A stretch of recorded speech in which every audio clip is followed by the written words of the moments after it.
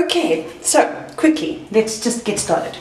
I'm using the L'anza White Tea Shampoo, which is basically from the Strength range. This is for women with long hair that has basically been exposed to a lot of environmental damage, as well as damage from hair dryers and irons and all of those kind of things. The reason why it's for long hair is because long hair is also classified as old hair.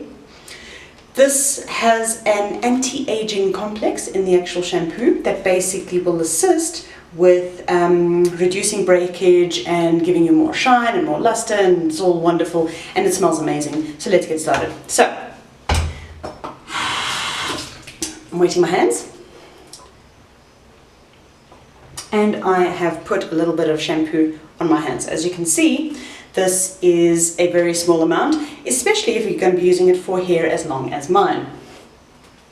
Just so that you can see how long it is. Okay, so to give you a quick indication, all L'anza shampoos have got an extract called gugo bark. Gugo bark basically emulsifies when in contact with water and friction. So what we are doing is we're basically applying friction with water, and you can see it's actually emulsifying beautifully in my hands, and the more I do it, the more foam I get.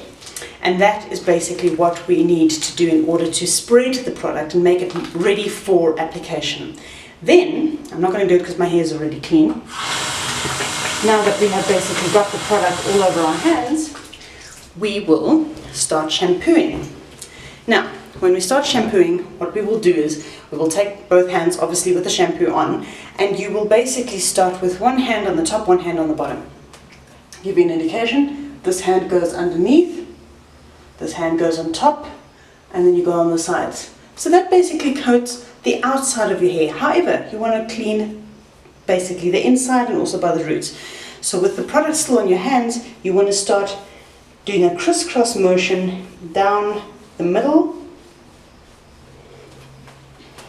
then up the back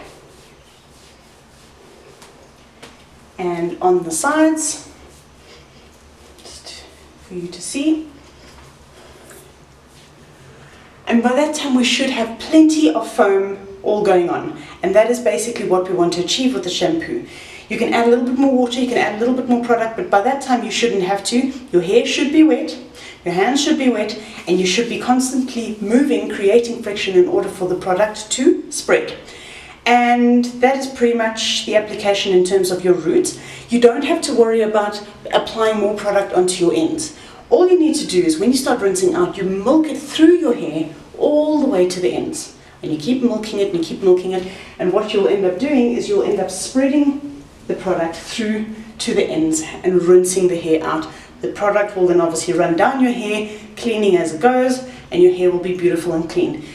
You are more than welcome to do 2 shampoos. This is just the correct way of doing it the first time, so that you don't really have to do a second shampoo. But if you want to, be my guest.